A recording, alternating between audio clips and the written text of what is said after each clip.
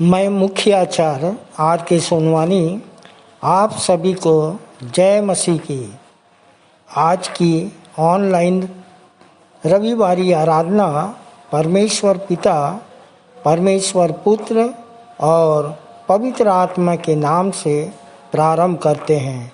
आमीन और आमीन। आइए आज की आराधना हम प्रारंभ करते हैं और प्रारंभ करने से पहले एक छोटी प्रार्थना कर लेंगे कुमारी चांदनी साहू के द्वारा। आप सबको जय मसीह की। मेरा नाम चांदनी साहू है और मुझे प्रभु में यहाँ 2 साल हो चुके हैं और हम लोग के आने के कारण मेरी मम्मी को बहुत ज़्यादा शैतानी शक्ति लगी थी और विश्वासी मंदिर से प्रार्थना दुआ से पूरे चंगा भला है। आइए प्रार्थना में जाइए, हाथों को जोड़िए और सिर को झुकाइए और ध्यान परमेश्वर को लगाइए। महान समर्थी दयालु पिता परमेश्वर, एक बार फिर आपके चरणों के समीप आते पिता और आपको बहुत बहुत धन्यवाद देते हैं पिता कि आपने रात भर मीठी नींद दिया और सुबह को सुंदर प्रकाश दिखलाया पिता। इसके लिए आपको बहुत बहुत धन्यवाद देते हैं पिता। पिता परमेश्वर, प्रार्थना करते हैं पिता, हमें ज्ञान बुद्धि समझ के आत्मा देना पिता परमेश्वर। आपके वचन को सुनने वाले नहीं परंतु चलने वाले हो सके पिता। आप हमें इसे बुद्धि देना पिता। और पिता परमेश्वर, प्रार्थना करते हैं पिता आपके दास भक्तों के लिए पिता आपके वचन को बताते हैं पिता, होने दीजिए हमारे हृदय में बस सके पिता और पिता आपको ग्रहण योग्य हो सके पिता। आपसे विनती प्रार्थना है पिता परमेश्वर, प्रार्थना करते हैं पिता आपको गीतों को गाया जाना, आपके संदेश को देने वाला पिता आपको सबको ग्रहण योग्य हो सके पिता। और पिता परमेश्वर, जितने भी भाई बहन आपके भवन में आने वाला है पिता, जो भी समस्या लेकर आते हैं पिता, कोई भी खाली हाथ ना जा सके पिता, आपका आशीष को लेकर ही जाए पिता परमेश्वर। पिता परमेश्वर, इस आराधना को आपके हाथ में सौंपते हैं पिता। आगे के भी आराधना को सौंपते हुए छोटी विनती उद्धार करता प्रभु यीशु मसीह के नाम से मांगते हैं, आमीन।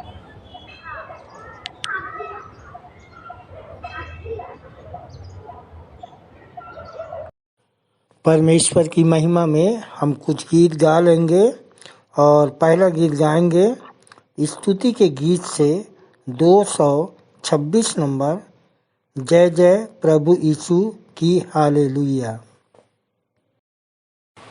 आइए हम प्रभु की महिमा में हम गीतों को गा लेंगे। हम पहला गीत गाएंगे स्तुति गीत से 226 नंबर, जय जय प्रभु यीशु की हमको बचाने आया जगत में उसकी स्तुति करो।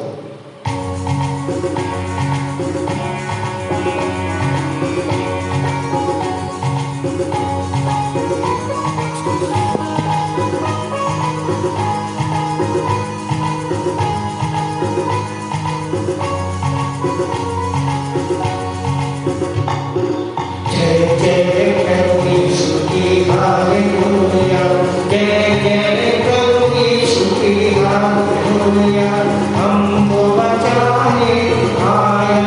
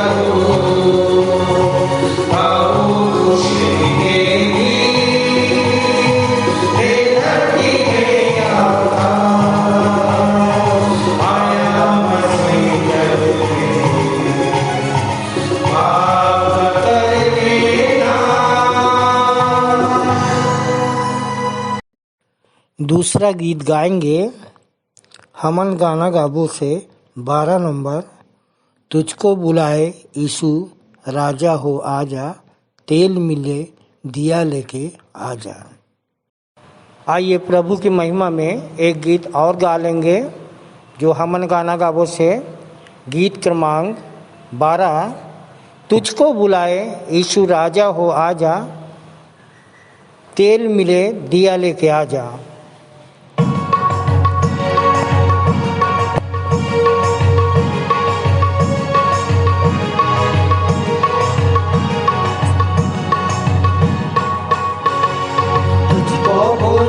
यीशु राजा हो आजा तेल मिले दिया लेके आजा मुझे हुई रूह को लेके आजा ओ आजा तेल मिले दिया लेके आजा आजा रे आजा रे आजा रे आजा रे आजा रे आजा रे आजा रे आजा रे।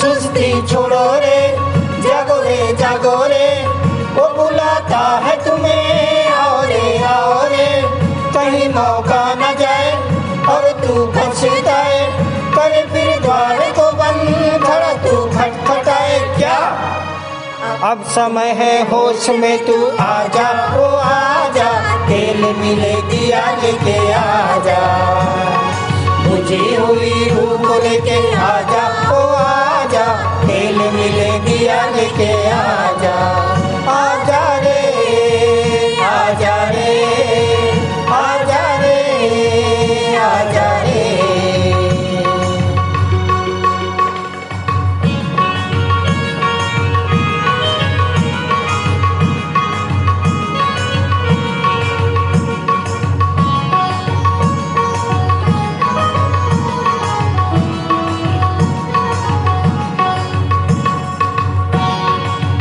खोल तू उसका वचन डाल यीशु पे नजर कल तू जांच मन की कर तू अपनी फिकर आया है तू कहाँ से जा रहा है तू किधर मौत भारी तो नहीं तेरा रास्ता है किधर क्या अब समय है होश में तू आजा ओ आजा खेल मिले दिया लेके आजा मुझे हुई रूह को लेके आजा ओ आजा खेल मिले दिया लेके आजा आजा रे आजा रे आजा रे आजा रे।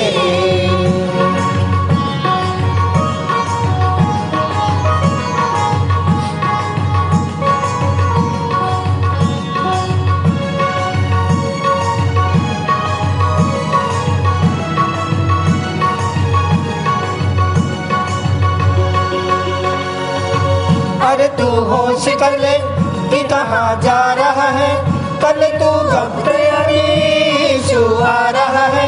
सभी देखेंगे उसे जिन्होंने उसको छेदा, वो बचाएगा उन्हें, कर जो आज तौबा। क्या अब समय है होश में तू आजा, ओ आजा, तेल मिले दिया लेके आजा, बुझी हुई रूह को लेके आजा, ओ आजा, तेल मिले दिया लेके आजा।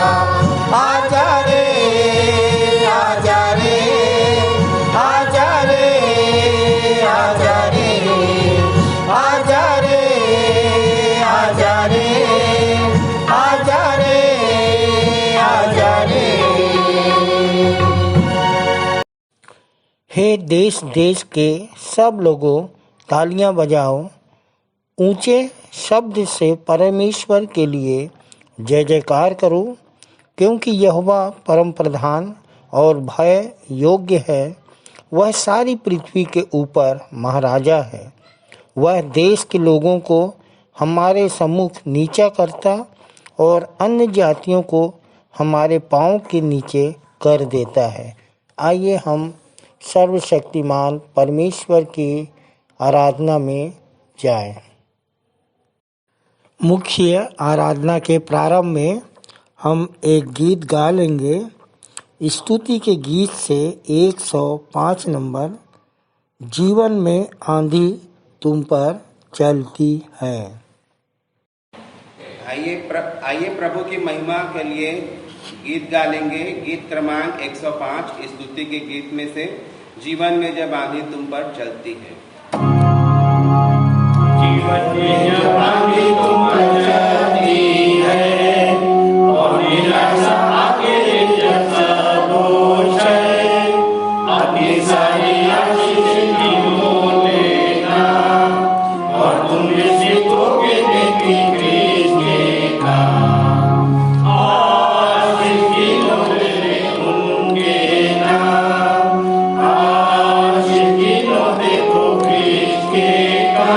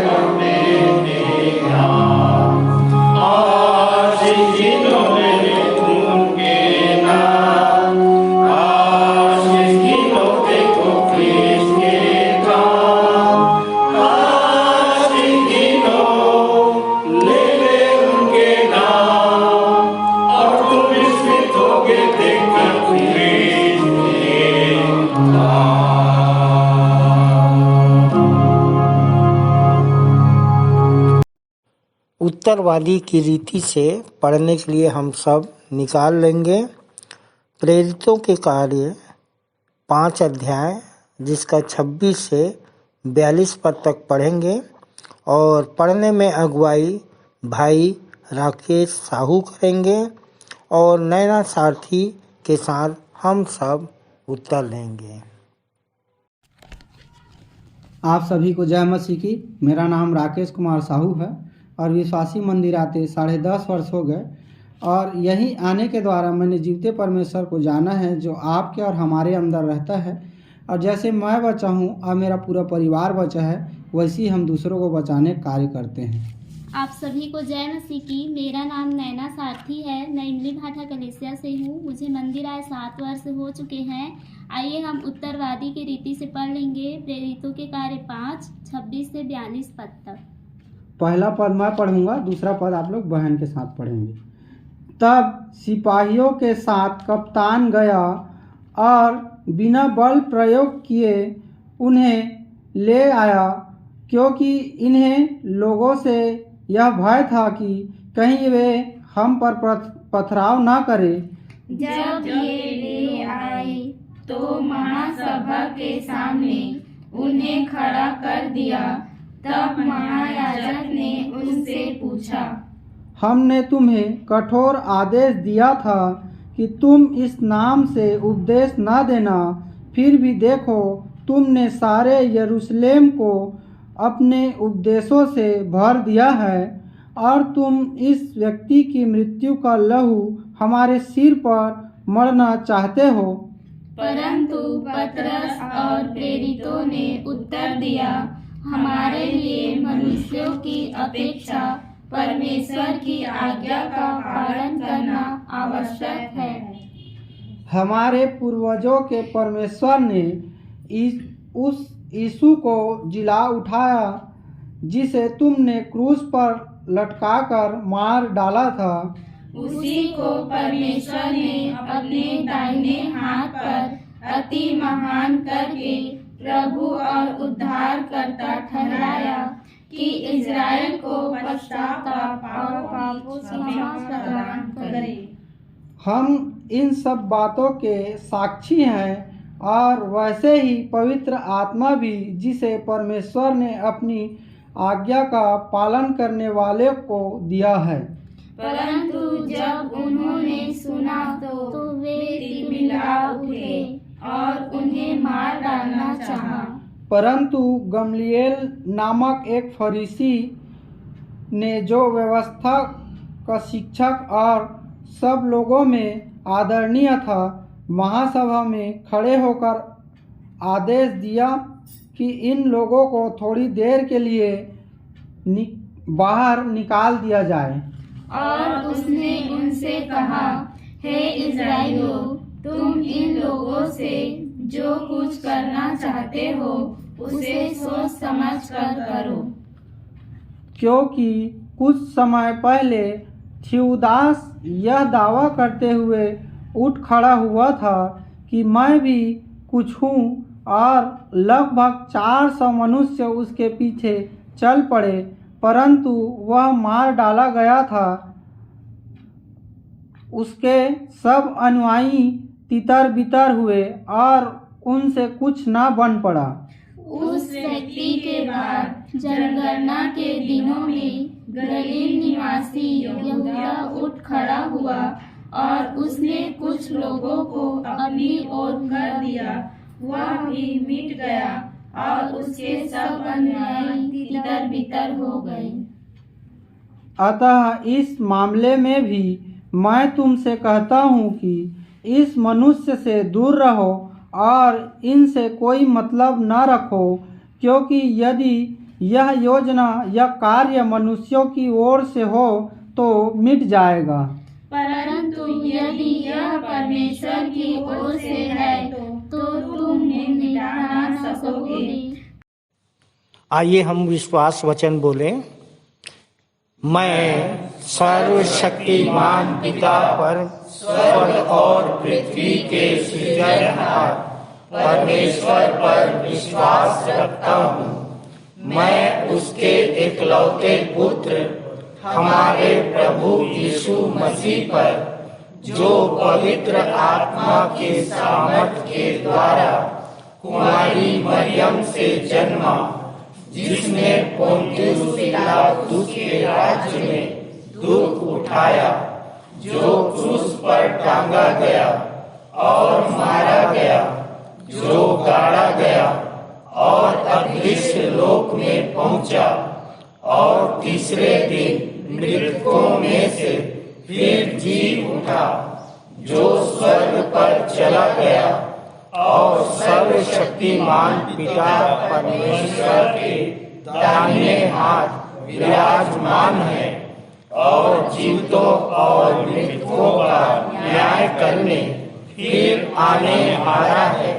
विश्वास रखता हूँ मैं पवित्र आत्मा पर, पवित्र सार्व कलीसिया पर, संतों की संगति पर, देह के पुनरुत्थान पर, पापों की क्षमा पर और अनंत जीवन पर विश्वास रखता हूँ। आमीन। सामान्य सामाजिक एवं पारिवारिक कलीसियाई प्रार्थना कर लेंगे और प्रार्थना में अगुवाई करेंगे आचार्य श्री मूर्ति नारायण करोसिया जी। आप सभी को जय मसीह की। मेरा नाम मूर्ति नारायण करोसिया है और मंदिर आते हुए 10 वर्ष हो चुके हैं। परमेश्वर का धन्यवाद हो कि उसने मुझे अवसर दिया कि आप सबके बीच में परमेश्वर की अगुवाई के साथ इन प्रार्थना को करने वाले हो सकें। आइए हम सब हाथ जोड़ें, आंखें बंद करें, अपना ध्यान परमेश्वर की ओर लगाएं। हमारे जीवित अनुग्रहकारी दयालु प्रेमी प्रभु परमेश्वर पिता, बड़े धन्यवाद के साथ यीशु नासरी के नाम से तेरे चरणों के नजदीक आते हैं। धन्यवाद धन्यवाद धन्यवाद देते हैं पिता। तू दयालु अनुग्रहकारी परमेश्वर पिता, सर्वशक्तिमान परमेश्वर प्रभु है, जीवों का परमेश्वर है। हम सब पर प्रभु जी आपने अपनी महान करुणा से अनुग्रहित किया है पिता परमेश्वर। आपका लाख लाख धन्यवाद करते हैं पिता परमेश्वर। हम सब प्रभु जी जब तेरी वंदना स्तुति बड़ाई प्रशंसा के लिए पिता यहाँ एकत्रित हुए हैं पिता, हम सबको प्रभु जी पवित्र आत्मा से भरते जाइए पिता परमेश्वर। पवित्र आत्मा की सामर्थ हम सब के अंदर में कार्य कर सके प्रभु जी पिता परमेश्वर। हमारे मनों का क्लेश, हमारे मनों के दुख दर्द पीड़ा परेशानी पिता परमेश्वर हम सब प्रभु जी तेरे चरणों में समर्पित करते हैं प्रभु जी। हमें पवित्र आत्मा से आप भर दें पिता परमेश्वर, ताकि हम आह्लादित हृदय से प्रभु जी आपकी आराधना स्तुति अगुवाई प्रशंसा कर सकें पिता परमेश्वर। आप हम में होकर बोलें पिता परमेश्वर। आप हमें सिखाते हैं पिता परमेश्वर, हर परिस्थिति में चलना सिखाते हैं पिता परमेश्वर। और इस दिन को आपने ठहराया पिता परमेश्वर कि जब हम अपने मन की बातों को इस प्रार्थना के द्वारा आपके समीपी में रखते हैं प्रभु जी, और आप हमारी प्रार्थनाओं का उत्तर हाँ और आमीन में देने वाले परमेश्वर पिता हैं। आपका लाख लाख धन्यवाद करते हैं पिता परमेश्वर। आज की आराधना में प्रभु जी आप हमारे संग साथ रहिए प्रभु जी, हमारे सारे कार्यों में, हमारे गाने बजाने गीतों के गाने में और आराधना में, संदेश में, जितनी भी गतिविधि होती है पिता उन सब में आप हमारी मदद अगुवाई सहायता करें पिता परमेश्वर। आपकी उपस्थिति के द्वारा ही सारे कार्य आगे बढ़ने पाएँ पिता परमेश्वर। हम प्रार्थना करते हैं प्रभु जी अपने संचालक गणों के लिए पिता, सह संचालकों के लिए पिता, की जो निरंतर प्रभु जी आपकी महिमा के लिए कार्य करते हैं प्रभु जी, उन्हें आप ज्ञान बुद्धि समझ की आत्मा से भरते जाइए प्रभु जी, दर्शन और प्रकाशन से भरते जाइए पिता परमेश्वर। क्योंकि पिता परमेश्वर आप जब होते हैं पिता परमेश्वर, वो सारे काम पिता परमेश्वर सफल होते हैं पिता, और आपकी आशीष से ही पिता हम सब आगे बढ़ने पाते हैं प्रभु जी। उन सभी के जीवनों में आपकी उपस्थिति को चाहते हैं। पवित्र आत्मा से उन सबको भरते जाइए प्रभु जी, कि इसी तरह पिता परमेश्वर तेरी निरंतर महिमा स्तुति के लिए अपने आप को समर्पित करने वाले हो सकें पिता परमेश्वर। हम प्रार्थना करते हैं अपने सभी आचार्य गणों के, सह आचार्यों के लिए, और जितने भी मंदिर के सदस्य हैं पिता, उन सब पर आपकी आशीष अनुकंपा को चाहते हैं प्रभु जी, कि आप निरंतर प्रभु जी उन्हें अपनी सहायता से बरकत से प्रभु जी नवाजें पिता परमेश्वर, ताकि निरंतर सहृदय होकर प्रभु जी दीनता के साथ प्रभु जी एक दूसरे के लिए वो कार्य करने वाले हो सकें, प्रार्थना करने वाले हो सकें पिता। जिसे सुन सुनकर पिता स्वर्ग में प्रभु जी आपकी महिमा हो, बड़ाई हो, स्तुति हो, प्रशंसा हो। धन्यवाद करते हैं प्रभु जी। प्रार्थना करते हैं प्रभु जी कि जहाँ कहीं भी आज आपकी आराधना लगती है और प्रचार प्रसार किया जाता है प्रभु जी, और जो जो वचन वहाँ बोले जाते हैं प्रभु जी, वो सारी बातें, वो सारे वचन प्रभु जी उन सब के हृदय में फलवंत होने पाए पिता परमेश्वर। पृथ्वी के छोर तक प्रभु जी आपकी महिमा होने पाए पिता परमेश्वर। जिन मसीह समाजों के द्वारा प्रभु जी जहाँ जहाँ पर भी आपकी महिमा होती है पिता, उन सब पर आपकी उपस्थिति को चाहते हैं पिता। वे सब आत्मा और सच्चाई से पिता आपकी आराधना स्तुति करने पाएँ। मसीह समाज के अगुओं के लिए प्रार्थना करते हैं पिता, उन्हें भी ज्ञान बुद्धि और समझ से आप नवाजिए पिता परमेश्वर, ताकि विपरीत समय में भी पिता परमेश्वर वो अपने आप को प्रभु जी तुझ में समर्पित करते हुए निरंतर सेवा के कार्य करने वाले हो सकें। पिता परमेश्वर हम धन्यवाद करते हैं पिता कि आपने हम सबको पिता परमेश्वर ऐसी पवित्र आत्मा से बरकत दी है प्रभु जी, जिसके द्वारा पिता हम सब एक जगह एकत्रित होकर आपकी महिमा करने पाते हैं। हम धन्यवाद करते हैं प्रभु जी आज के वचन के लिए पिता परमेश्वर, जो आपके द्वारा हमें दिया जाएगा प्रभु जी। वचन हम सब के हृदय में पिता परमेश्वर फलवंत होने पाए पिता, और उसके द्वारा पिता परमेश्वर हम अपनी दिनचर्या का निर्वहन करने वाले हो सकें। प्रार्थना करते हैं प्रभु जी विश्वासी मंदिर में चल रहे जितने भी प्रोजेक्ट और निर्माण कार्य हैं पिता परमेश्वर, वो निर्बाध गति से इसी तरह चलते जाएं पिता परमेश्वर, और किसी भी काम में बाधा न आने पाए पिता परमेश्वर। प्रभु जी प्रार्थना करते हैं प्रभु जी इन सारे कार्यों के लिए पिता, जो कुछ भी धन की व्यवस्था होती है वो स्वर्गीय भंडार से पूरी होने पाए पिता परमेश्वर। प्रभु जी हम प्रार्थना करते हैं यहाँ जो लोग पहली बार आए हैं पिता, उन सब के लिए कि जो बीमार हैं पिता परमेश्वर यीशु मसीह नासरी के नाम से चंगाई पाएँ, जो शैतानी शक्तियों से ग्रसित हैं यीशु नासरी के नाम से छुटकारा पाएँ पिता। सबकी मनोकामनाएं यहाँ पूरी होने पाए, कोई भी व्यक्ति यहाँ से खाली हाथ ना जाने पाए। प्रार्थना करते हैं प्रभु जी संडे स्कूल के लिए, उन बच्चों पर पिता अपनी आशीष को उड़ेल दीजिए पिता परमेश्वर, अपनी महिमा उनके द्वारा प्रभु जी हो सके पिता परमेश्वर।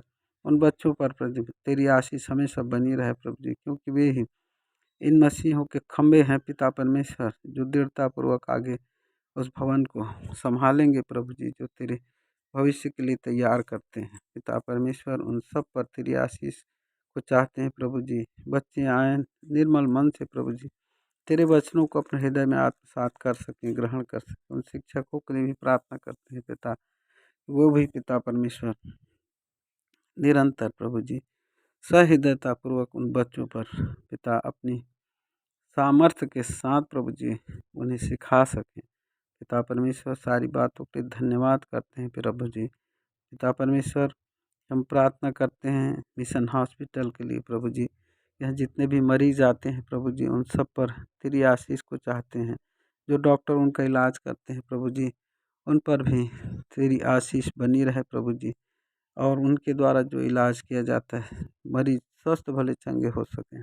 इसके अतिरिक्त प्रभु जी वो शारीरिक रूप से नहीं बल्कि आत्मिक रूप से चंगाई को पा सकें, और यहाँ से प्रभु तेरी महिमा अपने हृदय में लेकर के जाने वाले हो सकें पिता परमेश्वर। हम प्रार्थना करते हैं अपने देश के लिए, ये हमारे देश में अमन और शांति हमेशा बनी रहे प्रभु जी।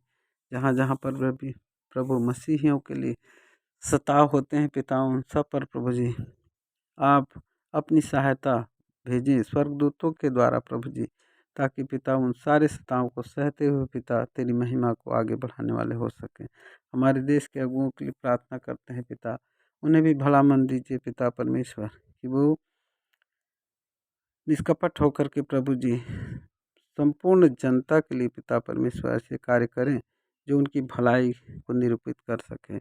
सबका उनका काम प्रभु जी कल्याणकारी होने पाए पिता। इस तरह प्रभु जी हमारे देश में अमन और शांति हमेशा बनी रहे पिता परमेश्वर। हम प्रार्थना करते हैं प्रभु जी उन सभी लोगों के लिए पिता परमेश्वर जो निरंतर प्रार्थना में लगे रहते हैं प्रभु जी, पिता उन सब की प्रार्थना प्रभु जी आप सुनते हैं प्रभु जी। और पिता हमसे कोई गलती भूल चूक पाप अपराध होता है पिता, उसके लिए हम क्षमा चाहते हैं। यीशु कल हमें सब पापों से शुद्ध करता है। प्रभु जी, हम जितने भी लोग आए हैं पिता, उन सबको एक बार फिर से तेरे सर्व सामर्थ्य हाथों में सौंपते हैं पिता परमेश्वर। आगे की आराधना में पिता परमेश्वर आप ही अल्फा और ओमेगा हों पिता परमेश्वर। यहाँ पर जो कुछ भी संदेश दिया जाता है पिता परमेश्वर, वो आपकी ओर से हो पिता परमेश्वर। बोलने वाले हम नहीं, बल्कि आपकी आत्मा हमारे अंदर से बोलने पाए पिता परमेश्वर।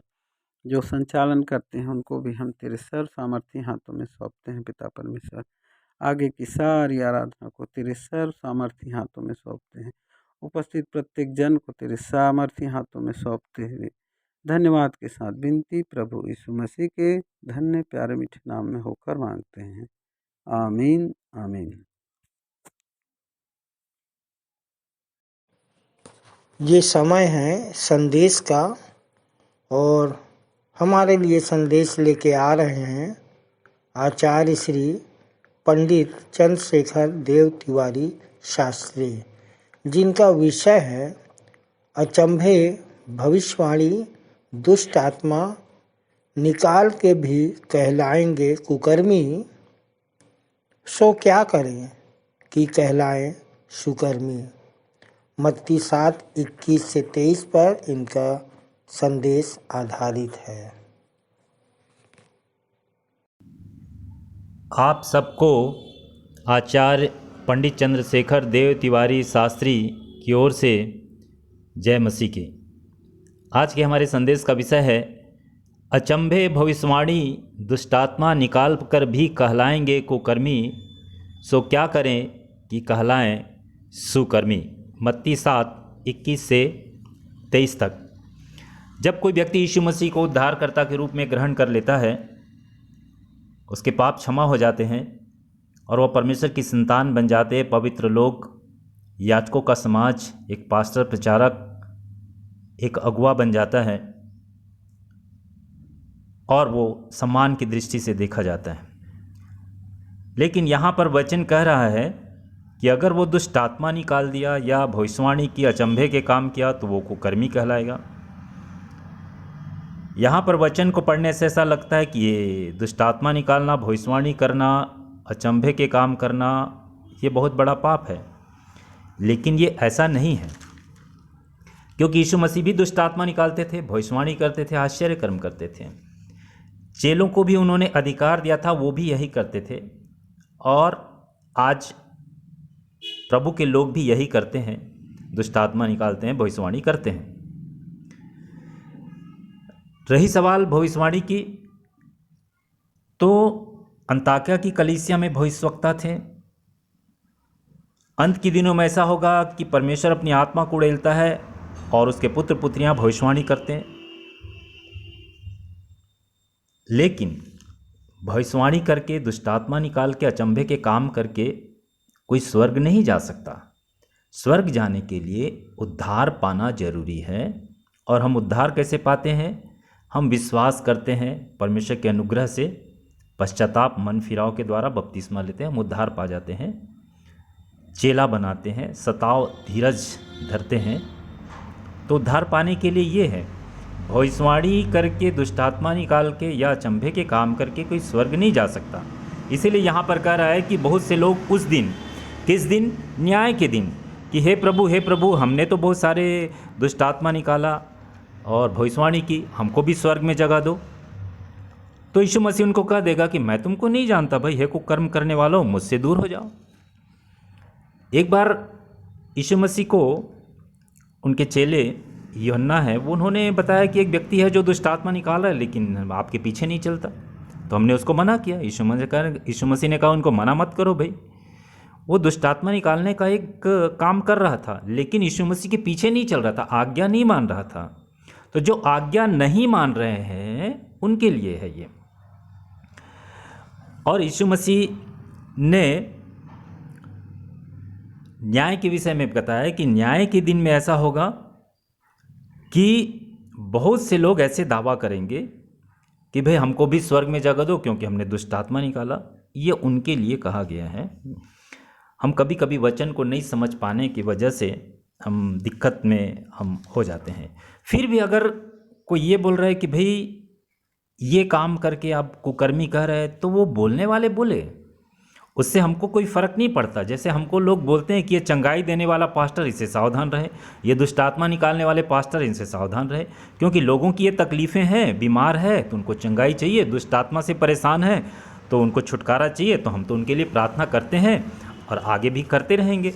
फिर भी अगर कोई कह रहा है कि आप कुकर्मी है, तो हम सुकर्मी कैसे कहलाएं? तो सुकर्मी कहलाने के लिए हम प्रेम करें, परमेश्वर की आज्ञा का पालन करें, पड़ोसी से प्रेम करें, परमेश्वर से प्रेम करें, सब जाति के लोगों को चेला बनाएं, आत्माओं को जीतें, कलीसिया की स्थापना करें, भलाई करें, किसी की मदद करें, जैसा लिखा है कि भले काम के लिए सरगर्म रहें, भरसक हो सके, हम सबके साथ अच्छा व्यवहार करें, तब हम सुकर्मी कहलाएंगे, परमेश्वर की संतान बन जाते हैं। और परमेश्वर कह रहा है कि मेरे दाहिनी ओर के लोग आप ही हो, भेड़ हो, वो चुने हुए लोग हो, पिता के धन्य लोग हो, तुम्हारे लिए वो जगह तैयार है, क्योंकि यीशु मसीह ने कहा कि मैं तुम्हारे लिए एक जगह तैयार करने जाता हूँ कि जहाँ मैं रहूँ वहाँ तुम भी रहो। तो अगर कोई कुकर्मी कह रहा है तो वो कहे, हम सुकर्मी तभी बन सकते हैं कि हम प्रेम करें, आत्माओं को बचाएं, कलीसिया की स्थापना करें और परमेश्वर के नाम की महिमा करें, गुरु मंत्र को बांटें और आत्माओं को जीतें। परमेश्वर इस वचन के द्वारा हम सबको आशीष दे। जय मसीह की। सुंदर संदेश के लिए आचार्य तिवारी जी को और उनके पूरे परिवार को प्रभु बहुतायत की आशीष दे। ये समय है प्रभु भोज का, और प्रभु भोज का संचालन हमारे आचार्य कुमारी प्रतिभा शेष करेंगी। आप सभी को जय मसीह की। मेरा नाम आचार्य कुमारी प्रतिभा शेष है और प्रभु में आए मुझे 17 साल हो गए हैं। और जिस प्रकार इस हफ्ते मुझे प्रभु भोज का संचालन दिया गया है, और आप सभी लोग प्रभु भोज के बारे में बहुत कुछ हर हफ्ते वचन के द्वारा सुनते ही हैं, और मैं भी ज़्यादा कुछ नहीं, केवल कुछ बातों को आपके बीच में रखूँगी। जिस प्रकार पहला कुरिन्थियों 11 उसके 23 और 24 पद में वचन इस प्रकार कहता है, क्योंकि यह बात मुझे प्रभु से पहुंची और मैंने तुम्हें पहुंचा दी कि प्रभु यीशु ने जिस रात वह पकड़वाया गया, रोटी ली और धन्यवाद करके उसे तोड़ी और कहा कि यह मेरी देह है जो तुम्हारे लिए है, मेरे स्मरण के लिए यही किया करो। तो प्रियो, जिस प्रकार हमने 24 पद में देखा कि लिखा गया है कि यह मेरी देह है जो तुम्हारे लिए है, तो प्रियो यहाँ पर यीशु मसीह अपनी देह जो रोटी के प्रतीक के रूप में आज लेते हैं, और अपना लहू जो दाखरस के प्रतीक के रूप में हम लेते हैं, दाखरस को प्रतीक के रूप में लेते हैं, तो ये देह और लहू सबके लिए नहीं है। यीशु 24 पद में हमने पढ़ा कि यह मेरी देह है जो तुम्हारे लिए है। तो क्योंकि यीशु की देह और लहू उनके लिए है जिनसे वह प्रेम रखता है, जिनसे वह प्रेम करता है। तो प्रियो, हम सुनिश्चित करें कि हम उचित रीति से प्रभु भोज ग्रहण कर रहे हैं कि नहीं कर रहे हैं, उसकी देह हमारे लिए है कि नहीं है। अगर हम उचित रीति से नहीं लेते हैं तो हम दंड का कारण हो सकते हैं, वो दंड हम पर आके पड़ सकती है। तो प्रियो, क्योंकि यीशु मसीह ने प्रभु भोज की ब्यारी अपने प्रेम रखने वालों के लिए तैयार की है, इसलिए बड़ी गंभीरता के साथ, आदर सम्मान के साथ हम प्रभु भोज ग्रहण करें प्रियो, क्योंकि यह प्रभु भोज की ब्यारी है मसीह के दुल्हन के लिए उसके प्रेम की निशानी। तो प्रियो, ये जो निशानी है यीशु मसीह की अपनी दुल्हन के लिए, और दुल्हन उसकी कलीसिया है, अर्थात हम हैं। तो प्रियो, जब हम उसकी दुल्हन हैं तो दुल्हन का फ़र्ज बनता है कि जब वो उस मसीह के साथ उसके मेज में शरीक हो, उसके मेज में बैठे, तो वही शालीनता और गंभीरता उसके जीवन में हो, उसके व्यवहार में हो।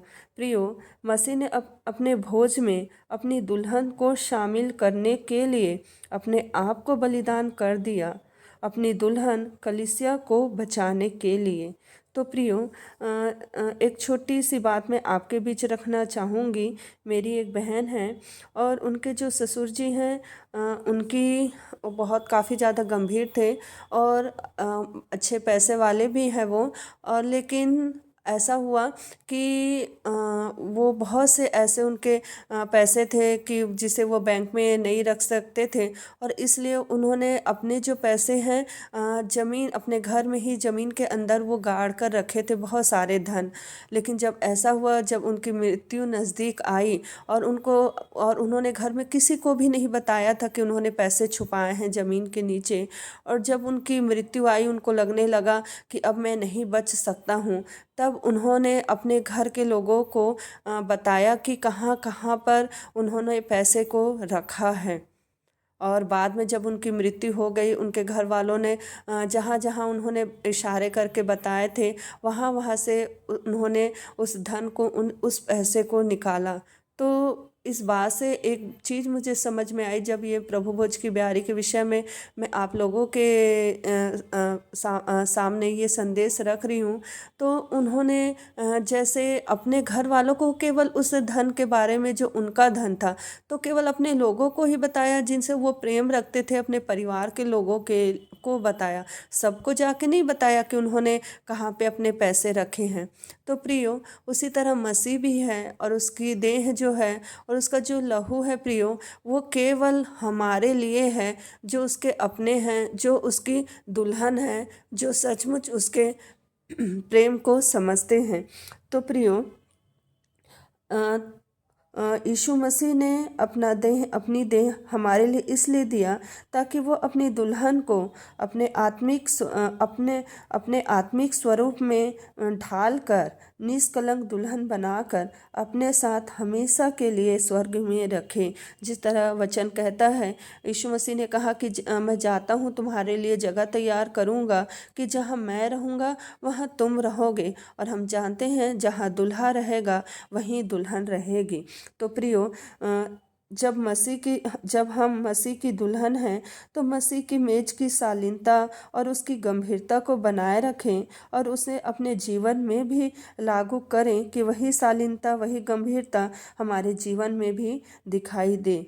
जिस प्रकार मसीह ने अपनी दुल्हन के लिए अपने आप को दे दिया, तो हम भी अपने मसीह के लिए अपना सब कुछ उसके कार्यों के लिए लगा दें। अपने सारे मन, प्राण, बुद्धि और शक्ति के साथ हम मसीह से प्रेम करें, और जैसे हम बच्चे हैं हम भी बहुतों को बचाने का कारण हो सके।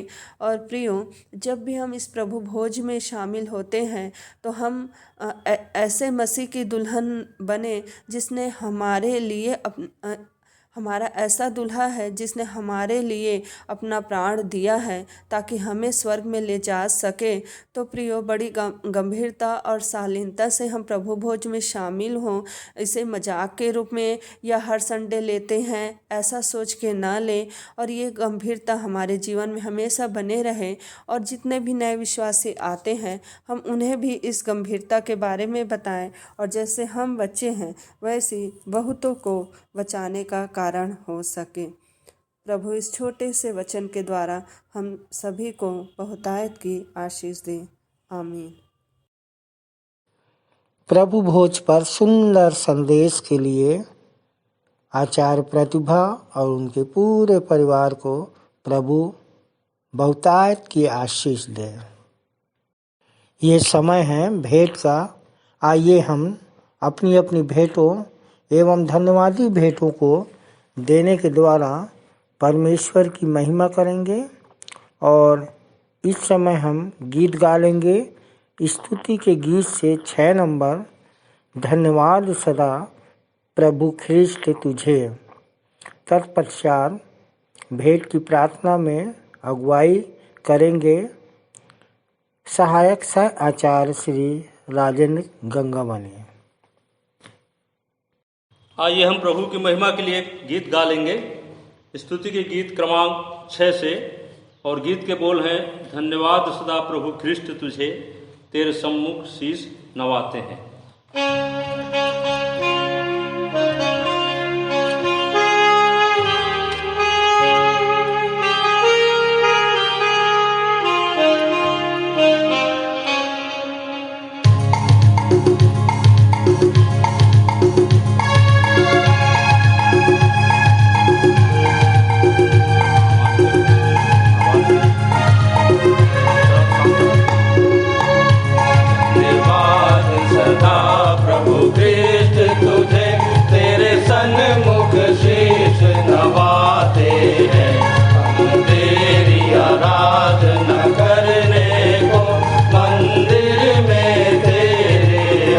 गाते हैं धन्यवाद सदा प्रभु कृष्ण तुझे। धन्य वीरों का इस मंडली के तेरे नाम पर जो बलिदान हुए। धन्य वीरों का इस मंडली के तेरे नाम पर जो बलिदान हुए। हम उनके साहस त्याग को ले, हम उनके साहस त्याग को ले नित्य आगे बढ़ते जाते हैं। धन्यवाद सदा प्रभु कृष्ण तुझे, तेरे सन्मुख शीश नवाते हैं। हम तेरी आराधना करने को मंदिर में तेरे आते हैं। धन्यवाद सदा प्रभु कृष्ण तुझे। इस क्रूस पे तेरा रक्त बहा संसार के पापी जन के लिए। इस क्रूस पे तेरा रक्त बहा संसार के पापी जन के लिए। उस क्रूस ध्वजा से प्रेम तेरा, उस क्रूस ध्वजा से प्रेम तेरा हम दुनिया में फैलाते हैं। धन्यवाद सदा प्रभु कृष्ण तुझे, तेरे सन्मुख शीश नवाते हैं। हम तेरी आराधना करने को मंदिर में तेरे आते हैं। धन्यवाद सदा प्रभु कृष्ण तुझे। अपराध क्षमा कर दया निधि बल पौरुष दे अगुवाई कर। अपराध क्षमा कर दया निधि बल पौरुष दे अगुवाई कर। फिर अपने तन मन जीवन को, फिर अपने तन मन जीवन को वेदी पर आज चढ़ाते हैं। धन्यवाद सदा प्रभु कृष्ण तुझे, तेरे सन्मुख शीश नवाते हैं। हम तेरी आराधना करने को मंदिर में तेरे आते हैं। धन्यवाद सदा प्रभु कृष्ण तुझे। आप सबको जय मसीह की। मेरा नाम सहायक सहचार्य राजन गंगौने है। मंदिर आते मुझे 10 वर्ष हो चुके हैं। आइए प्रार्थना करें, हाथों को जोड़े, सरों को झुकाए, अपने ध्यान परमेश्वर की ओर लगाए। आकाश के झरोखे खोलकर उत्तम से उत्तम आशीषों की वर्षा करने वाले ये हमारे दयालु पिता परमेश्वर आपके चरणों के समीप आते हैं और आपको धन्यवाद धन्यवाद और धन्यवाद देते पिता, जो आप तक आपने संभाल के रखा, जितों के बीच रखा। हम मर मिटने के आपके महाकरुणा का फल है, उसके धन्यवाद। प्रार्थना करते पिता परमेश्वर, सप्ताह भर जो आशीष आपने दी उसी आशीष में कुछ अंश पिता आपके चरणों के समीप लाते हैं। इसे बड़ी दया से ग्रहण करें पिता परमेश्वर। यह अंश पिता आपके बढ़ती की राज में, आत्मा बचाने में, मंदिर के हर एक कार्य में खर्च हो सके। जिन छोटे बड़े हाथों ने दिए उनके काम धंधों पर, आय के सोते, बाल बच्चों, परिवारों पर आशीष दे, उनके खत्ते हमेशा हरे भरे रह सके। हम सब ने पिता अपने अपने घरों में रख छोड़ा है पिता, उस पर आशीष देना, बुद्धि देना कि हम अच्छे कामों के लिए खर्च कर सके पिता। प्रार्थना करते पिता, इन सब से बढ़ के अपने शरीरों को जीवित, पवित्र और परमेश्वर को भावता बलिदान करके चढ़ाने वाले हो सके। मौद्रिस मास्तुता के बचे परंतु निर्बलता में सामर्थ की सिद्धि को प्राप्त करने वाले हो सके। प्रार्थना करते पिता, जितने जितने धन्यवादी भेंट चढ़ाई है पिता, उन सब पर भी आपकी आशीष दया अनुग्रह चाहते हैं। उनके जीवन में अवसर बार बार आ सके और उनकी मनोकामना इच्छा पूरी करना पिता। और तुझसे विशेष प्रार्थना, जितने ऑनलाइन के माध्यम से जुड़े सबको ज्ञान बुद्धि समझ के आत्मा दे कि सब एक चित एक मन होकर वचनों को सुने नहीं परंतु उस पर चलने वाले हो सके, वचन गाड़ गाड़ गुदे गुदे में बस सके। आगे इस शेष आराधना को, आज के वचनों को, जीवन के समर्पण को, आज के पवित्र दिन को आपके पवित्र पवित्र पवित्र और पवित्र हाथों में सौंपते छोटी सी विनती उद्धारकर्ता प्रभु यीशु मसीह के नाम से दुआ को मांगते हैं, आमीन। मैं मुख्य आचार्य R.K. सोनवानी आप सभी को जय मसीह की। आप लोगों को सूचना से अवगत करा दूं, हमारी रविवारी आराधना ऑनलाइन और ऑफलाइन दोनों चलती है। समय का विशेष ध्यान दें, प्रातः 10 बजे से दोपहर 12:30 बजे तक। जिनको आराधना में जिम्मेदारी दी जाती है उनको ऑनलाइन और ऑफलाइन दोनों में बोलना है। ऑनलाइन के लिए अपना ऑडियो बनाकर शुक्रवार शाम तक अवश्य ही मुझको भेज देवे। विशेष सूचना प्रायः यह देखा जा रहा है कि ऑनलाइन आराधना में जो प्रार्थना उत्तरवादी पाठ है, जो संदेश है कि रिकॉर्डिंग शुक्रवार शाम तक नहीं भेजी जाती, जिससे शनिवार रात भर सेटिंग करने में लग जाता है। अतः अब संचालक मंडल द्वारा निर्णय लिया गया है कि जिसकी रिकॉर्डिंग शुक्रवार शाम तक नहीं पहुंचेगी उसे आने वाले समय में अवसर नहीं दिया जाएगा। तदनुसार इस आदेश का कड़ाई से पालन किया जाएगा। आदेशानुसार संचालक मंडल विश्वासी मंदिर बिलासपुर। 12/2/2023 की रविवारी आराधना के लिए आप लोगों को सूचित कर दूं, जिसका संचालन आचार्य कुमारी बबीता सिंह करेंगी। आरंभ की प्रार्थना श्रीमती उत्तरी जांगड़े के द्वारा। उत्तरवादी पाठ 1 कुरिन्थी 4 अध्याय 1 से 21 पद तक पढ़ लेंगे और पढ़ने में अगुवाई करेंगी कुमारी निशा साहू और उत्तर देंगी कुमारी चांदनी साहू। सामान्य सामाजिक एवं पारिवारिक कलीसियाई प्रार्थना में अगुवाई करेंगी सहायक सह आचार्य श्रीमती कमल मोहले। संदेश होगा सहायक सह आचार्य श्री ऋषि वर्मा के द्वारा, जिनका विषय है संसार में ना लगाएं मन, मिट्टी के पात्र में है धन। मिट्टी के पात्र में है धन। आप अपने संदेश के लिए 2 कुरिन्थी 4:7 ले सकते हैं। प्रभु वो संचालन सहायक सह संचालिका डॉक्टर अल्पना राम जी के द्वारा। भेंट की प्रार्थना सहायक सह आचार्य भाई शंभू मानिकपुरी के द्वारा। मुख्य संदेश हम अपने संचालक जी से उत्तरवादी पाठ पर सुन लेते हैं।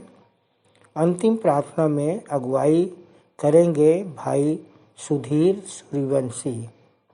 और हम आइए और अंत में सुन लेते हैं अपने मंदिर के संचालक जी द्वारा पिछले सप्ताह के संदेशों की समीक्षा, मंदिर की वर्तमान स्थिति एवं भविष्य की योजनाएं तथा उत्तरवादी पाठ पर संक्षिप्त टिप्पणी। सबको जय मसीह की। परमेश्वर का धन्यवाद हो कि उसकी दया और अनुग्रह से फिर से हमको एक अवसर मिला है कि हम उसके वचन में से कुछ सीख सकें। प्रियो, संसार में युद्ध होते रहते हैं और देख भी रहे हैं कि कैसे एक देश दूसरे देश पर चढ़ाई कर रहा है और एक देश दूसरे देश के फौजियों को दुश्मन बोलता है, बैरी बोलता है, और जो चोट वो अपने लिए नहीं बर्दाश्त करना चाहता, जो नुकसान वो अपने लिए नहीं बर्दाश्त करना चाहता, वो विरोधियों को, दुश्मनों को, शत्रुओं को पहुंचाना चाहता है। और इस प्रकार से इस संसार में जो खून खराबा होता है उसे देखकर शैतान बहुत खुश होता है और परमेश्वर की आत्मा रोती है। वो चाहता है कि हम आपस में एक दूसरे से प्रेम करें, पड़ोसी से प्रेम करें, परिवार से प्रेम करें, दुश्मन से भी प्रेम करें। और मनुष्य ऐसा नहीं कर पाता और प्रेम के आगे की सीढ़ियों पर नहीं बढ़ पाता, और जिसके कारण से वो अनंत जीवन, स्वर्गीय जीवन से वंचित हो जाता है। और यही शैतान चाहता है। परंतु कितने आनंद की बात है जब हम पवित्र शास्त्र पर विचार करते हैं, मनन करते हैं, जो परमेश्वर ने हमको दिया और जिसे हम आसमानी पुस्तक कहते हैं। सो इसको प्रमाणित करने के लिए कि ये आसमानी पुस्तक है, इस बात को बताना पड़ेगा, समझाना पड़ेगा कि हमारे प्रभु यीशु मसीह ने एक बहुत बहुत महत्वपूर्ण शस्त्र हमको दिया है, और वो है क्षमा करने का शस्त्र। और यदि संस्कृत में कहा जाए तो एक शब्द है क्षमा वीरस्य भूषणः। क्षमा वीर का एक बहुत बड़ा आभूषण है, श्रृंगार है। और इस श्रृंगार से हमारे प्रभु यीशु मसीह सुसज्जित हैं। इसीलिए तो उन्होंने क्रूस पर से कहा, हे पिता, इन्हें क्षमा कर, क्योंकि ये नहीं जानते कि ये क्या करते हैं। और इस प्रकार उन्होंने हमें भी समझाया। और पिछले सप्ताह हमारे भाई करण गंगावने ने इस विषय पर एक बहुत सुंदर संदेश हमारे सामने रखा, जो कि मत्ती 18:21 पर आधारित है। और उनका विषय था, मानकर आभार करना है 7 का 70 बार। भाई ने बहुत ही सुंदर गवाहियों के साथ अपने संदेश का प्रारंभ किया और बताया कि कैसे यीशु ने जो प्रभु की प्रार्थना सिखाई, उसमें इस बात का जिक्र किया गया है कि प्रभु की प्रार्थना, जैसे हमने अपने अपराधियों को क्षमा किया है, वैसे ही तू भी हमारे अपराधों को क्षमा कर।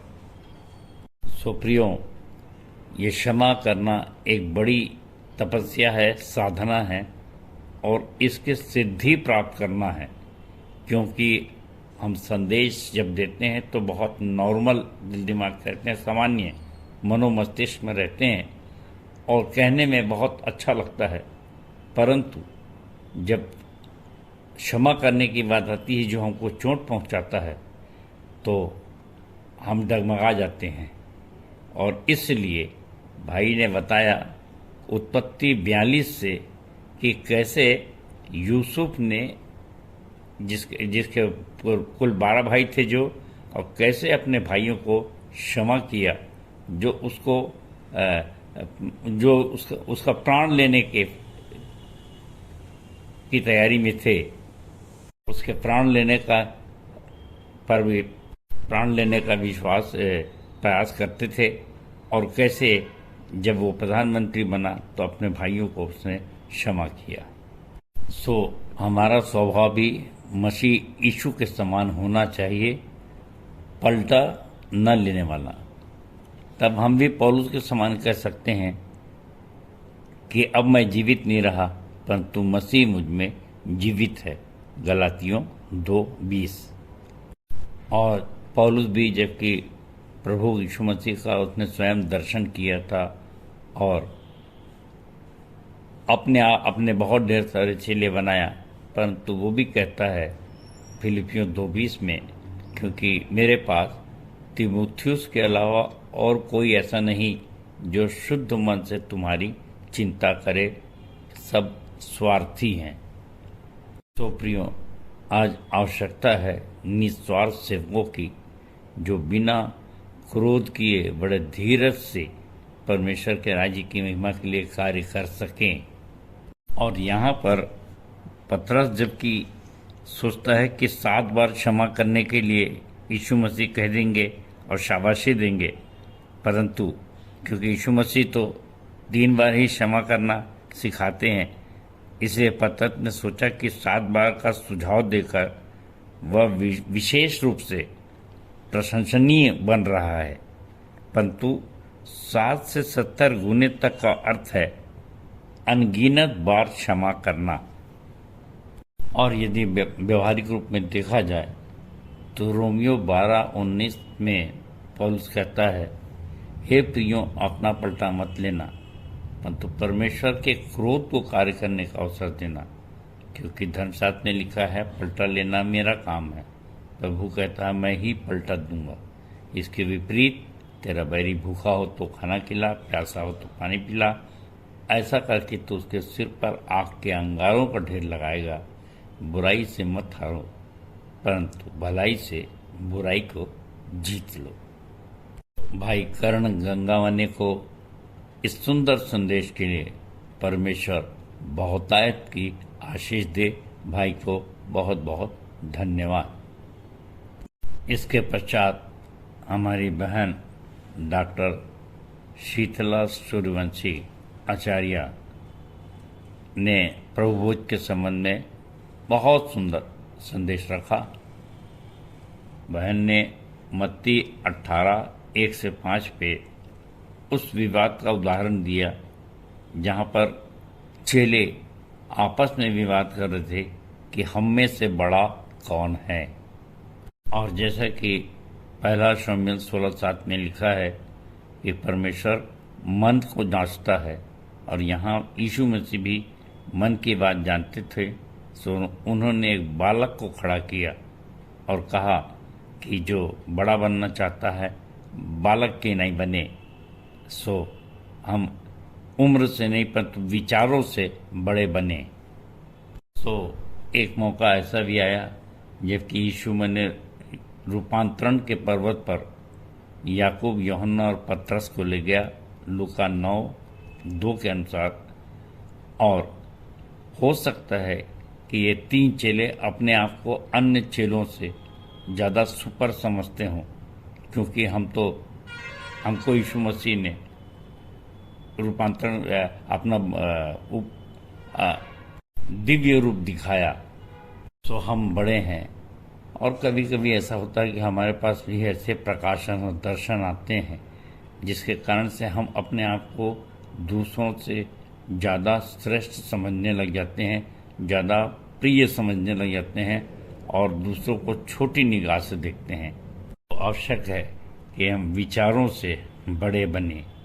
और जैसा 1 कुरिन्थियों 6:20 में लिखाया है, तुम दाम देकर मोल लिए गए हो, यीशु का लहू बहुमूल्य है, इसलिए अपनी देह के द्वारा परमेश्वर की महिमा करो। और बहन ने बताया कि प्रभु भोज एक स्मारक है, जैसे इंडिया गेट पर अमर जवान ज्योति जलती रहती है, और वैसे ही हम जगत की ज्योति हैं। प्रभु ने कहा, तुम जगत की ज्योति हो, हमको भी निरंतर जलते रहना है, दूसरों को प्रकाश पहुंचाना है। क्योंकि लिखा है 1 कुरिन्थियों 11:26 में, क्योंकि जब कभी तुम यह रोटी खाते और इस कटोरे में से पीते हो तो प्रभु की मृत्यु को जब तक वह न आए प्रचार करते हो। और 2 लाइन की कविता भी बहन ने बहुत सुंदर लिखी यहाँ पर। हम भी कहें चेलों के समान, हम भी न कहें चेलों के समान, कौन बड़ा कौन बड़ा। हम भी न कहें चेलों के समान, कौन बड़ा कौन बड़ा। अपने मन में क्योंकि हमारे कारण कपड़े नहीं हैं, क्योंकि हमारे कारण कपड़े नहीं हैं यीशु के तन में। सो उस क्रूस का स्मरण करें, उसे धारण करें और उसका आचरण भी करें। तो बहन को इस सुंदर संदेश के लिए परमेश्वर बहुतायत की आशीष दे और धन्यवाद। प्रियो, इसके पश्चात मेरा संदेश था लूका 16:1-18 पर।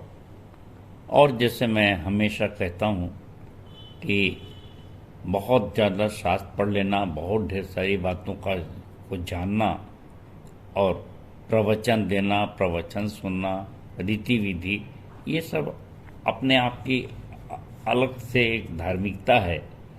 और वास्तव में धर्म क्या होना चाहिए जिससे हमको आशीष मिल सकती है, अनंत जीवन मिल सकता है।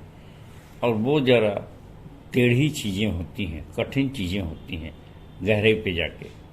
सो मैंने जो 15 मिनट ने उसमें संदेश दिया है पिछले हफ्ते, उसको मैं 2-3 मिनट के अंदर सारांश करता हूँ टिप्पणी में। और ये लूका 16:1-18 के बीच में ये बताया गया था धर्म क्या है और अधर्म क्या है। और तुमने श्वेत में पाया है श्वेत में 2, मत्ती 10:8। और सबसे बड़ी चीज़ हमने क्या पाया है? हमने पाया है मन की शांति। और ये जो शांति है आपको मालूम है कि यूहन्ना 14:27 में मैंने गुरुमंत्र के आखिरी नीचे में इस प्रश्न का जवाब भी दिया है कि यीशु ने कहा कि मैं तुम्हें शांति दे जाता हूँ, अपनी शांति तुम्हें देता हूँ, जैसे संसार देता है मैं तुम्हें नहीं देता। तुम्हारा मन न घबराए और न डरे। तो ये संदेश वास्तव में भंडारीपन पे है। और हम कैसे भंडारी हैं कि हम दशवांश दे करके समझते हैं कि हमने परमेश्वर का कार्य कर लिया, परंतु ये पर्याप्त नहीं है। हम सब जानते हैं कि यीशु ने कहा अपने सारे मन, अपने सारे प्राण, अपनी सारी बुद्धि और अपनी सारी शक्ति के साथ प्रेम कर और अपने पड़ोसी से अपने समान प्रेम कर, लूका 10:27। और ऐसा करने के लिए उसने हमको बहुत बहुत कुछ दिया है। अब मैं उन वस्तुओं की, उन आशीषों की को नहीं गिनना चाह रहा हूँ, परंतु ये बताना चाह रहा हूँ कि भाई उसने सबसे बड़ी चीज़ हमको शांति दिया है। और अब सब जानते हैं कि मानव मस्तिष्क में उठते हुए ज्वार भाटे उन्मुक्त प्रवाह पा ही नहीं सकते। अगर हमारे हृदय में बेचैनी है, उथल पुथल है, तो हम वचन के बारे में धीरज से सोच भी नहीं सकते, फिर आचरण कैसे करेंगे? इसलिए पवित्र शास्त्र को बूझना कठिन हो जाता है। कई किस्म के विचार होते हैं और शैतान भी हमको बहुत शांति से, धीरज से उस विचार पे चलने की अनुमति नहीं देता। हमारे लोगों में ही बहुत से विचार आते हैं और उसमें से एक विचार था लूका 16 का यही 9वां कि और मैं तुमसे कहता हूँ कि अधर्म के धन से अपने लिए मित्र बना लो, ताकि जब वह जाता रहे तो वह तुम्हें अनंत निवासों में ले लें। 13वें पद में है कि कोई मनुष्य 2 स्वामियों की सेवा नहीं कर सकता, परमेश्वर और धन दोनों में से एक को चुनना है। तो धनी का बल धन होता है और परमेश्वर की सामर्थ निर्बलता में सिद्ध होती है। 2 कुरिन्थियों 12:9। आप यदि अच्छे भंडारी हैं तो निश्चित रूप से आपको निर्बलता में सामर्थ की सिद्धि दी जाएगी और इससे ही आप प्रमाणित होंगे कि आप अच्छे भंडारी हैं। तो जो थोड़े में सच्चा निकलेगा 11 और 12 पद, और उसको आकाश और पृथ्वी का सारा अधिकार भी दिया जाएगा। तो आइए अच्छे भंडारीपन का प्रदर्शन करें। और अब आज का उत्तरवादी पाठ जो कि प्रेरितों पाया जाता है प्रेरितों के काम 5:26 से 42 पर। तो प्रेरितों के काम 5:26 से कुछ पद मैं आपके सामने पढ़ रहा हूँ, जो इस प्रकार से हैं। तब सरदार प्यादों के साथ जाकर उन्हें ले आया, परंतु बरबस नहीं, क्योंकि वे लोगों से डरते थे कि हमें पथरवाह ना करें। नीली गिडियन बाइबल में इस प्रकार से लिखा है, तब सिपाहियों के साथ कप्तान गया और बिना बल प्रयोग किए उन्हें ले आया, क्योंकि उन्हें लोगों से यह भय था कि कहीं वे हम पर पथरवाह ना करें। प्रियो, ये पाठ प्रेरितों के द्वारा जो चिन्ह और चमत्कार किए जा रहे थे उनके वर्णन से भरा हुआ है, और कैसे प्रेरितों की गिरफ्तारी हुई और उसमें पतरस और अन्य थे। 19वें पद को अगर देखें तो यहाँ से घटना का प्रारंभ होता है और वहाँ इस प्रकार से लिखा है 19वां, परंतु रात को प्रभु के एक स्वर्गदूत ने बंदीगृह के द्वार खोलकर उन्हें बाहर लाकर कहा कि जाओ, मंदिर में खड़े होकर इस जीवन की सब बातें लोगों को सुनाओ। वे यह सुनकर भोर होते ही मंदिर में जाकर उपदेश देने लगे, परंतु महायाजक और उसके साथियों ने आकर महासभा को और इजराइलियों के सब पुरनियों को इकट्ठे किया और बंदी गृह में फैला भेजा कि उन्हें लाएं। प्रियो, यदि 17वां पद देखा जाए तो वहाँ यह लिखा है, तब महायाजक और उसके सब साथी जो सदूकियों के पंथ में थे दाह से भर कर उठे और प्रेरितों को पकड़कर बंदी गृह में बंद कर दिया। और मैं यहाँ पर ये बताना चाह रहा हूँ कि जब जब परमेश्वर का सुसमाचार आगे बढ़ा और जिन्होंने भी आगे बढ़ाया, समझाया, इस पंथ में काम किया, तो विरोधी जो थे, शैतान के जो सैनिक थे, जिनके अंदर शैतान समा जाता है, चाहे वो डाह से और क्रोध से भर जाते हैं। और तब देखिए धार्मिक अगुवे ही, यहाँ पर देखिए महायाजक, सदुकी, फरीसी और पुरनिये, प्राचीन लोग सब के सब क्रोध से क्यों भर जा रहे हैं। लिखा है, स्पष्ट लिखा, डाह से भर कर उठे। और जब व्यवहारिक रूप से इस पर विचार करते हैं अपन, तो मैं हमेशा टीवी वगैरह भी देखता हूँ कि धर्म के बातों के कारण से बहुत से डिबेट होते हैं, बड़े लड़ाई झगड़े चलते रहते हैं और तर्क होता रहता है, इसका अर्थ ये नहीं है, इसका अर्थ ये नहीं है, ये लिखा है, ये नहीं लिखा है।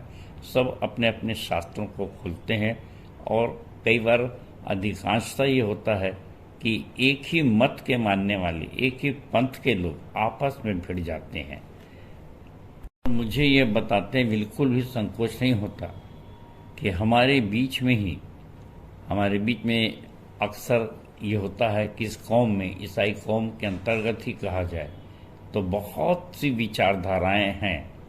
यदि हमारा ध्यान बाहर की ओर न जाए, अन्य जातियों पे न जाए, और अगर हमको पूरे जैसे बोलते हैं पूरे संसार में मसीहत फैल जाए, तो एक बहुत ही कटु सत्य जो मुझे दिखाई देता है कि आपस ही में एक दूसरे को, ईसाई से ईसाई, धार्मिक से धार्मिक, पुनरीय सदुकियों को और शास्त्री और महायाजक, पादरी और पास्टर और बिशप एक दूसरे को मारते काटते हुए नजर आएंगे।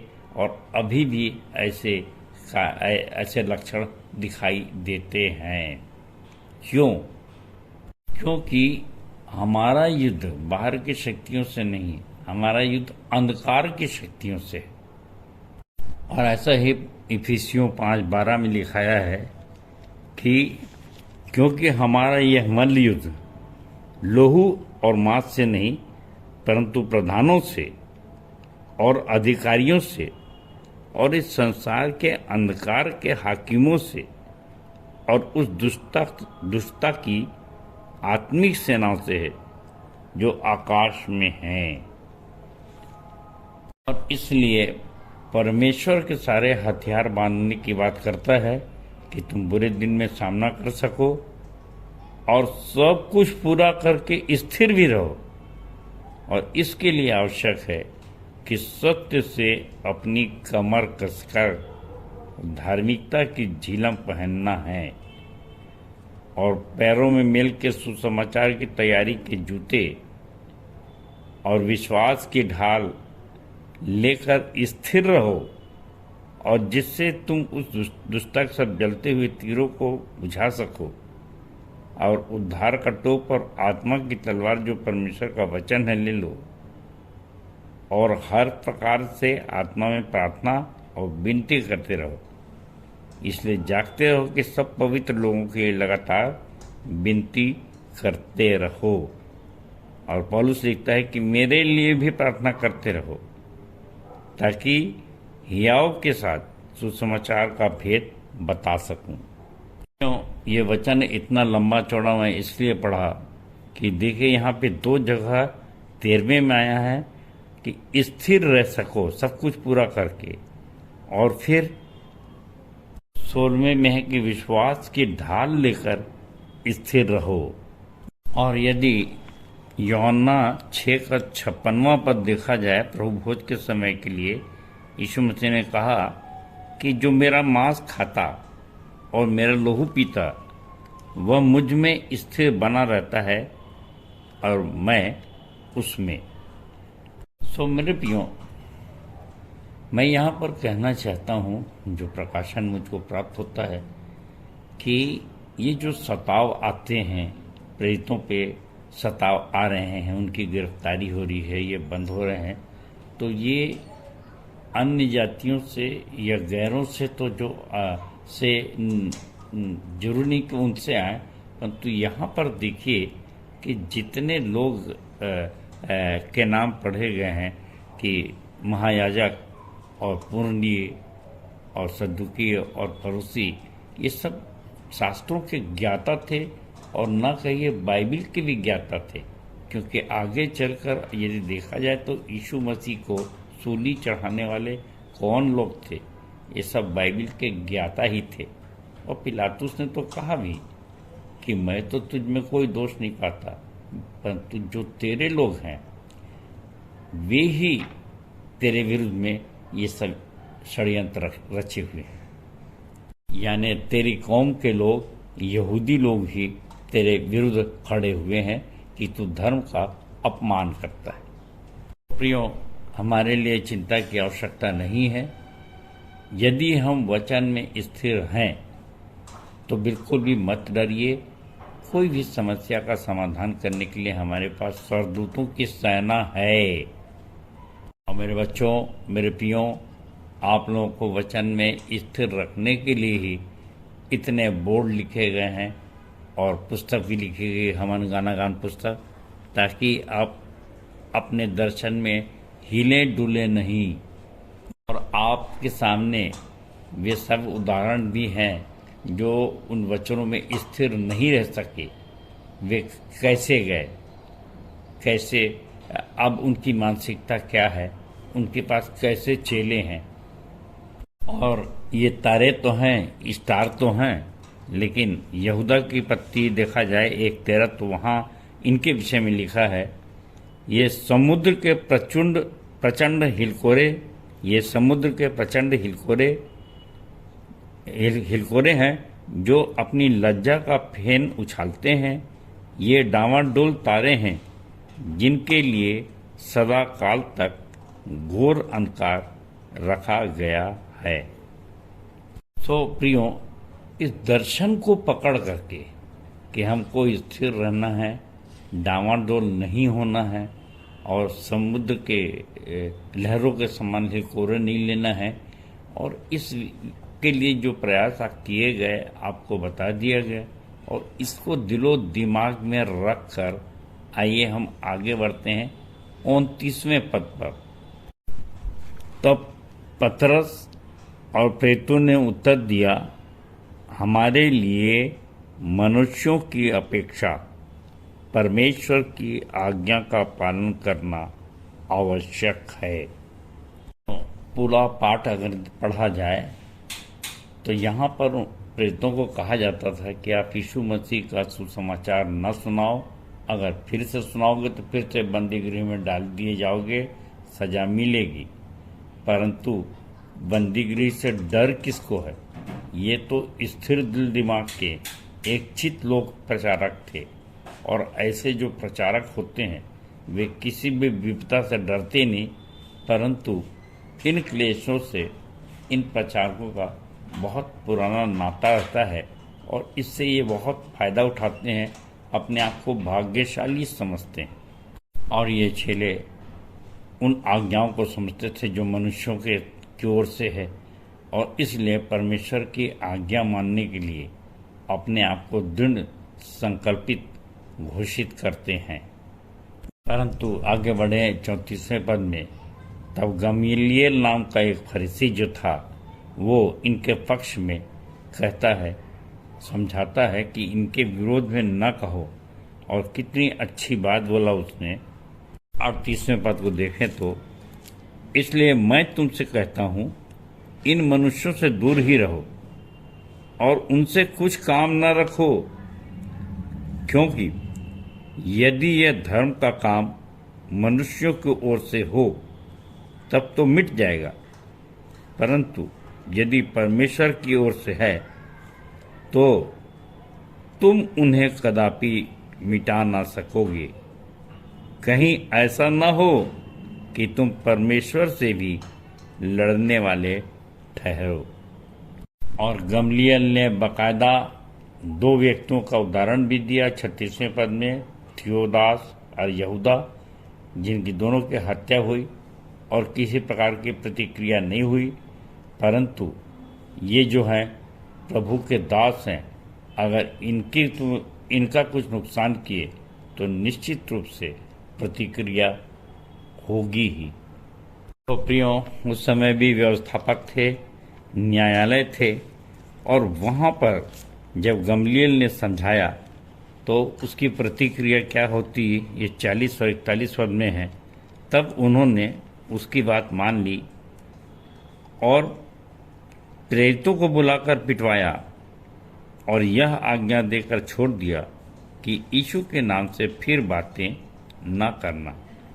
वे इस बात से आनंदित होकर महासभा के सामने से चले गए कि हम उसके नाम के लिए निरादर होने के योग्य तो ठहरे। प्रियो, आज के समय में जैसे मैं अक्सर कहता हूँ, आज भी कहूँगा कि शैतान जो युद्ध करेगा तो आकर के अन्य जातियों से हमको खतरा नहीं है, अपने ही बीच के लोगों से खतरा है। जैसे यहूदा के पत्र में लिखा है कि वो तुम्हारे बीच में खाते पीते छुपी हुई चट्टान है जो समुद्र में होती है और पूरे जहाज को पलटा देने की शक्ति रखती है। और इस बैरी का नाम मैंने बहुत स्पष्ट रूप से घोषणा करता हूँ, बताता हूँ, जिंदादिली से बताता हूँ कि ये जो बैरी है वो है दोचित्तापन, जो अस्थिर करता है। और अस्थिर मत हो जाइए, अपने प्रकाशन और दर्शन और कार्य सब में स्थिर रहिए। और जैसे 42वां पद में लिखाया है, इस बात का प्रचार करिए कि यीशु ही मसीह है, ये बात बताने के लिए न रुकें, और वो मसीह हमारे अंदर ही निवास करता है। सो परमेश्वर अपने वचन के कहे जाने पर आशीष दे। सबको जय मसीह की, जय मसीह की और जय मसीह की। धन्यवाद। उत्तरवादी पाठ पर सुंदर सारगर्भित एवं व्यवहारिक टिप्पणी के लिए अपने संचालक जी का बहुत बहुत धन्यवाद करते हैं। तालियां। हम अपनी आराधना के अंतिम चरण में हैं।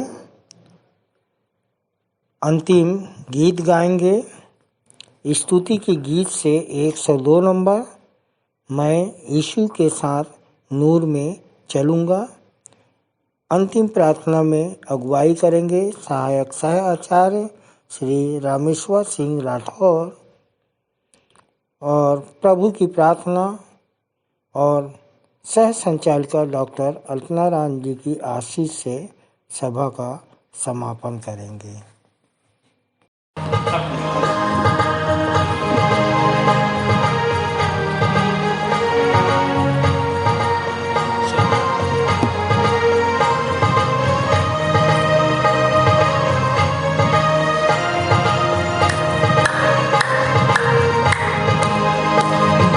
यीशु के साथ नूर में चलूंगा, दिन रात उसके पीछे मैं चलूंगा, पीछे चलूंगा बता पाऊंगा, यीशु मेरा मुंगी मसलूम। चलते चलते नूर में यीशु के साथ, हालेलुया, चलते चलते थामते यीशु के हाथ, नूर में मैं चलूंगा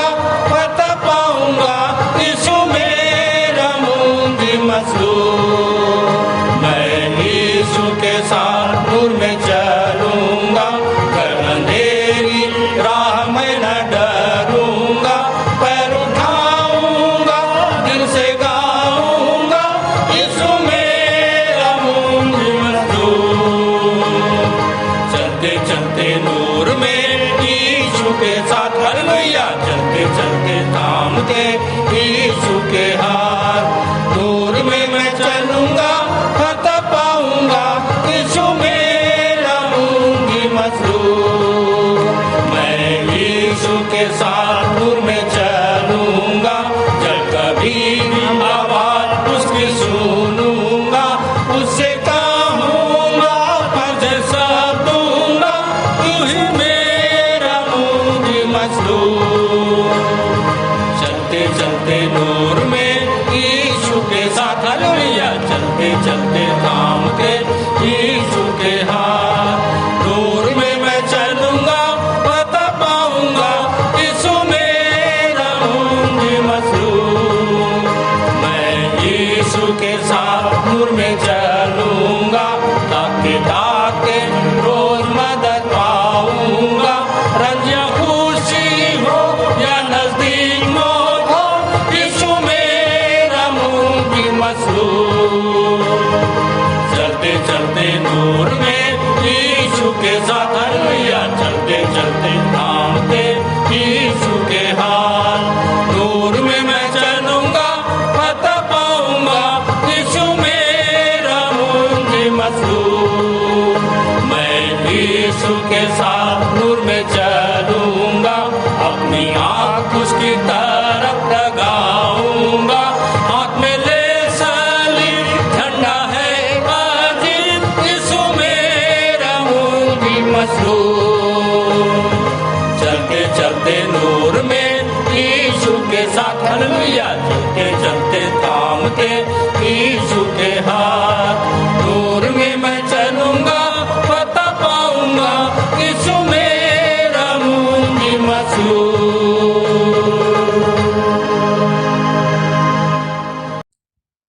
आप सबको जय मसीह।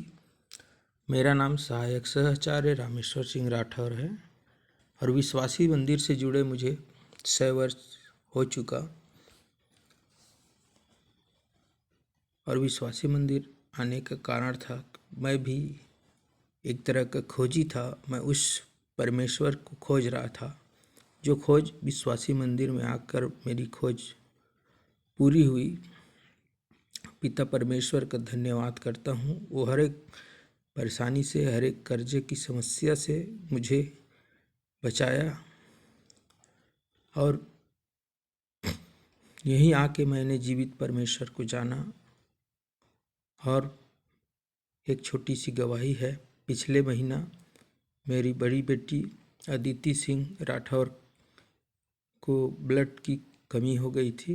करीब 3 ग्राम उनका ब्लड था, और आप सब लोगों ने और हमारे मंदिर के संचालक जी और जितने भी भाई बहन लोगों सब लोग ने आप लोगों ने प्रार्थना किया और पिता परमेश्वर का धन्यवाद हो। वो बेटी पूरी तरह से स्वस्थ भली चंगी हुई है। पिता परमेश्वर का धन्यवाद करते हैं। आइए हम सब प्रार्थना में जाएंगे।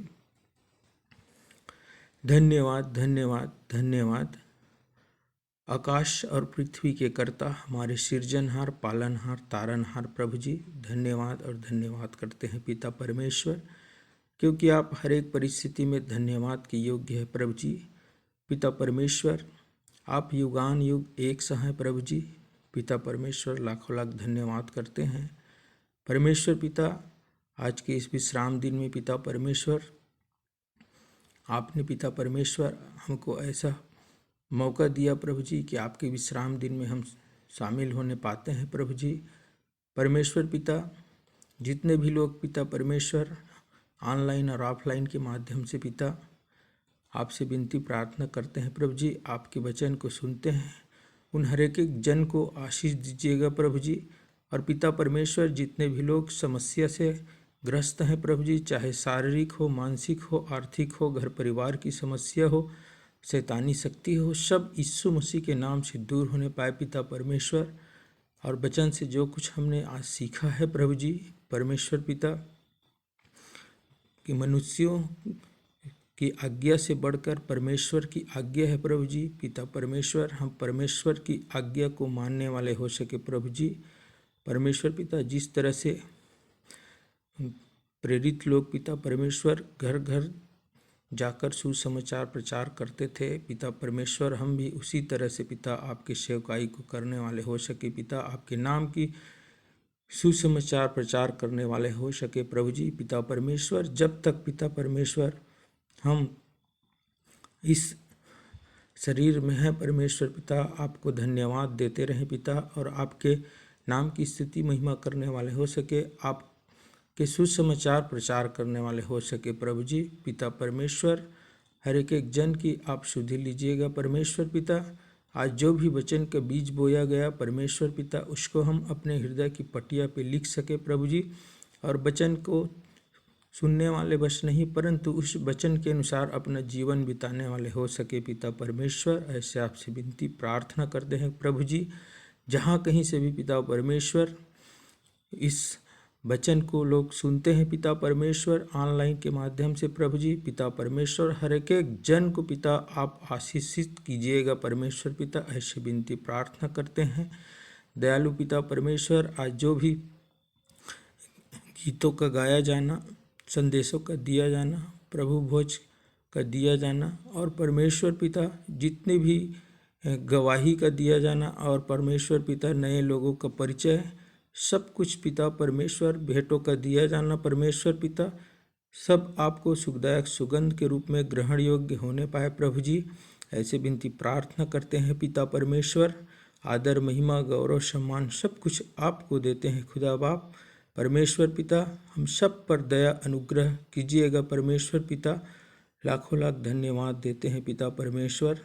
और इस छोटी सी प्रार्थना को हमारे जीवित पवित्र एकमात्र उद्धारकर्ता हमारे प्रभु यीशु मसीह के पवित्र एवं मीठे नाम में होकर मांगते हैं, आमीन।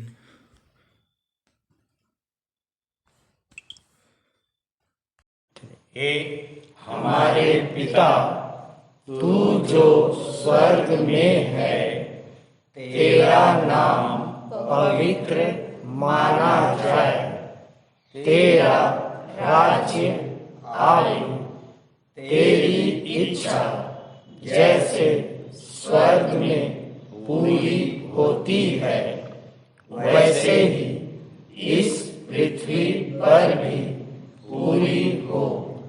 हमारे दिन भर की रोटी आज हमें दे, और जैसे हमने अपने अपराधियों को क्षमा किया है वैसे ही तू भी हमारे अपराधों को क्षमा कर, और हमें परीक्षा में न डाल, परंतु बुराई से बचा, क्योंकि राज्य पराक्रम और महिमा सदा तेरे ही है। आमीन। आइए आशीष ग्रहण करें। और अब जो ऐसा सामर्थ्य है कि हमारी विनती और समझ से कहीं अधिक बढ़कर काम कर सकता है, उस सामर्थ्य के अनुसार जो हम में कार्य करती है, हमारे पिता परमेश्वर का प्रेम, प्रभु यीशु मसीह का अनुग्रह और पवित्र आत्मा की शांति और सहभागिता हम में से हर एक के साथ अब से लेकर सदा काल तक होती रहे। आमीन।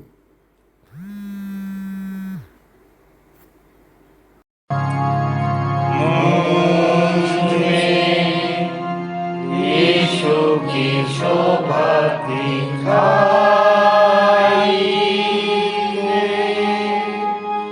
उसका अद्भुत प्यारा